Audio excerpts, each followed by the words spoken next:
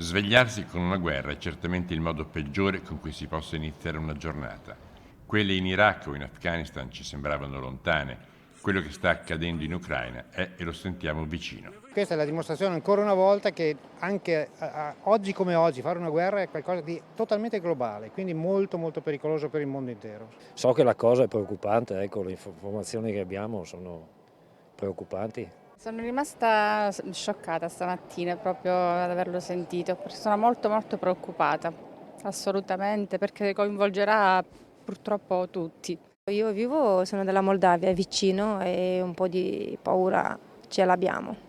Ci pensiamo, sì, perché non lo so, male, una cosa molto male. Conosco delle persone, per esempio la signora che lavora con mia mamma è ucraina e da oggi sono chiuse le scuole, dicono che devono restare in casa, c'è paura di chi può andare dentro le case a distruggere le cose, insomma si è un po' via libera a tutti e così, quindi è una situazione tragica. Pagheremo tutte le conseguenze di sta impennata di Putin, o no?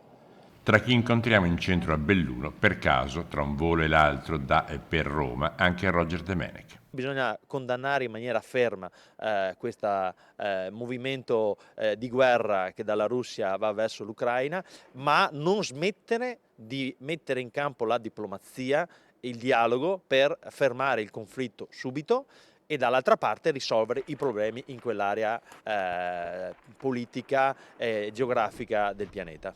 Io voglio che sia pace per tutti, perché la pace ti fa andare avanti. Io sono Cavallari Clara e voglio pace.